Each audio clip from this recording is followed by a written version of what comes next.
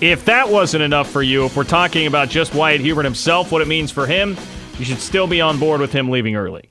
Because I can't believe that this conversation has to happen every single year. And I will admit that with Hubert, it does seem to be less pronounced than it has been in the past. But I still do see some of it. And I feel the need to reiterate here to you into a microphone that the decisions to leave early are far more complicated than fans make them out to be. And if you are a K-State fan, that thought should not enter your mind right now. Was that was dumb for him to leave because he only went in the 7th round when he still had eligibility left. There are always more reasons behind it, and at K-State of all places, people, don't be throwing the stone from the glass house. K-State has had so many players lately in very similar shoes to Wyatt Hubert leave and have great success in the NFL. Relative to what the average success is in the NFL, the numbers bear it out all across the board. We're going to talk about that here today. John Kurtz, Mitch Fortner with you on the game. Gene Taylor will join us today at 5:20. Mason Voth is going to join us, and by God, he better defend his boy because his boy sucks. Brad Keller is awful right now. Just awful. And Mason's response is to dump it onto Danny Duffy, which is typical Mason. Typical Mason. That's coming up later on this hour. But let's look at the biggest thing here. If I'm going to take you beyond just being casual fan guy and looking at it and being well, he left early and he got drafted in the 7th round and almost didn't get drafted, it's an obvious mistake, right? Wrong. The biggest thing that I can give you, insight-wise, that's beyond just the big picture, drop-in fan point of view, is that Wyatt Hubert's biggest knock, the biggest knock about him as a pro is his arm size and arm length, which I know is one of those things that can sound ridiculous, but it's not as ridiculous as the hand size conversation that we have with quarterbacks. It is important. If you have wingspan, you can do more in terms of shedding blocks, knocking guys' arms off you, and just being a better athlete coming off the edge. It is important for a pass rusher, and Wyatt Hubert wasn't just he's got below average size wingspan. It was literally last at the Senior Bowl in 3 different categories: wingspan, arm size, and height among defensive ends at the Senior Bowl. So it's an issue.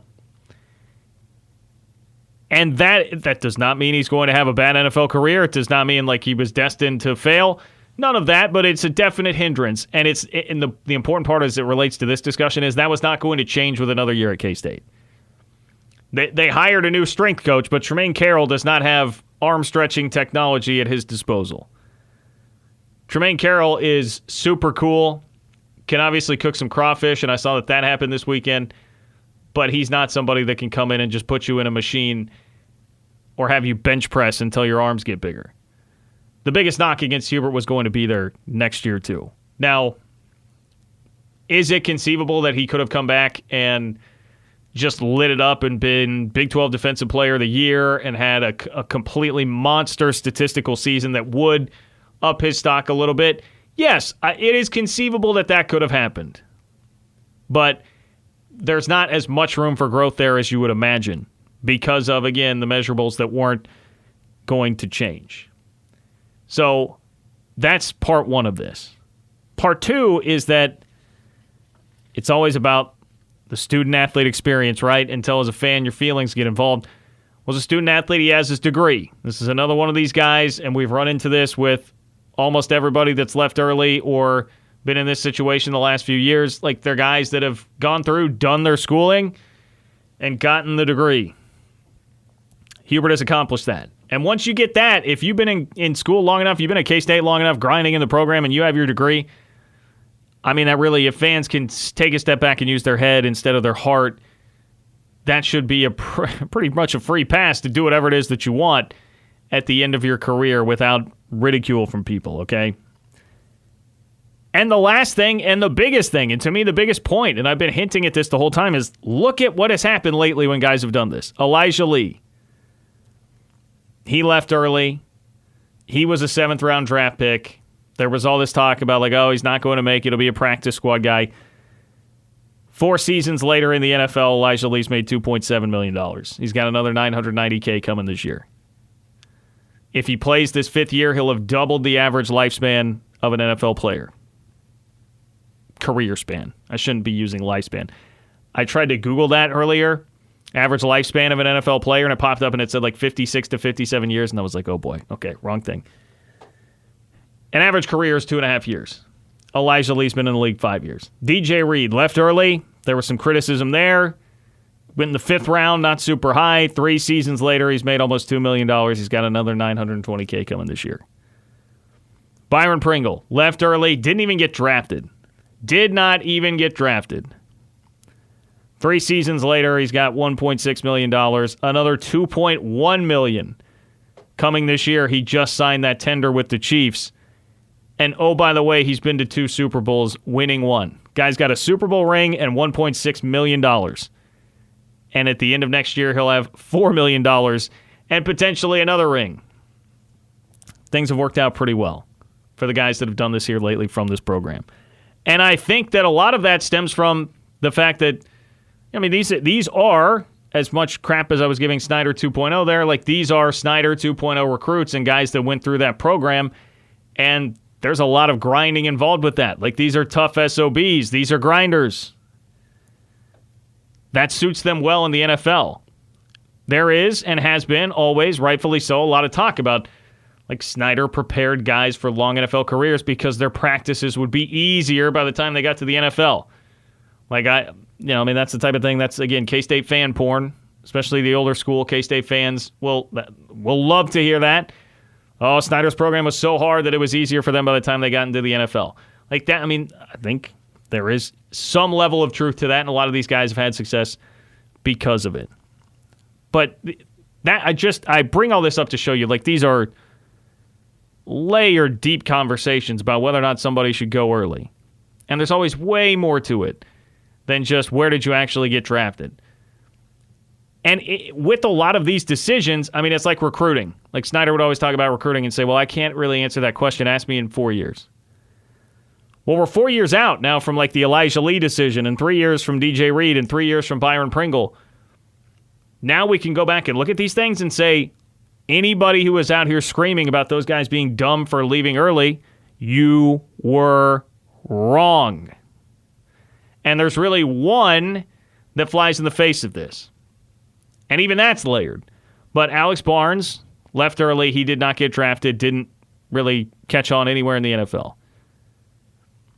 3-1 of guys that have done that here in the last 5 years of K-State football. 3-1. And even with Barnes, I told you guys at the time, like, that was somebody who just wanted to move on with his life, didn't want to deal with the coaching change, had just been in college for 5 years, uber smart, was going to do really impressive things with his life, just wanted to move on. And that's the part that fans also never really see here. So I think it was a perfectly fine decision by Wyatt Hubert. I think the recent track record would suggest he has a pretty good chance of succeeding and at least making himself some money and having a good NFL career. And I, for one, would still sit here and support the decision, even though it would be great if he were still on the roster. It'd be great. But I support the decision, and I certainly don't think it was any kind of a bad choice. It's funny because sometimes fans will have the same reaction to a player leaving early to try to go to the next level than when, like, a player will transfer, go to another school. There's some reaction to be like, whoa, you're giving up on your team like that? How could you? You still got another year of eligibility. You could be better this year if you stick around, which that's the thought, right? You got the feeling like, okay, this is a really good talent, another year of eligibility. This team's going to be really good. When they step away, you think the team might fall back a little bit. If especially you hear the name all the time at Bill Snyder Family Stadium making a play all the time. Wyatt Hubert, you would hear his name quite often making a big play behind the line of scrimmage this past season. It's hard to let those guys go sometimes because you know how good they're going to be at the next level. But that's why, you know, they're playing the Power 5 level. That's why they want to go early, is because they were so good that they want to move on to the next level. You're right. The only guy I had any worries about when it comes to leaving early, going to the next level, was Alex Barnes. I didn't think he was ready. I think most of the fan base realized, man, you might be jumping at this a little bit early. But he had already graduated. He probably had a few people saying, hey, maybe you could go in the draft. Take a chance. Why not? And it just didn't work out for him. He didn't really even have a cup of coffee in the NFL. He was starting to put the coffee in the coffee maker, and he never turned it on, I guess you could say. But Wyatt Hubert, I think, has a brighter future than that. He's going to have a great chance. He got drafted, I think, is a big step because it looked like for a while he was not going to be selected. Well, and Hubert, different kind of a dude and different sort of a situation, I think, than Barnes. Like, I've been around both of those guys a decent amount over the last 3 or 4 years, and it was like Alex Barnes, you could just tell, like, he's kind of a renaissance man, like a guy that, again, was just ready to move on. Like, Wyatt Hubert that's a football dude. Like, that's somebody that really, really wants it and really, really wants to play football at the next level. Not that Barnes didn't, but there was just more to him, whereas, Wyatt Hubert's what the NFL wants. Like, the NFL wants these guys that just eat, sleep, and breathe football, and, like, that's it. And that's definitely the perception that I have of him. Now, it's not a guarantee that things work out. I don't think it's an ideal spot for him necessarily. Like, there are better situations that you could have gone into. One, it's the Bengals.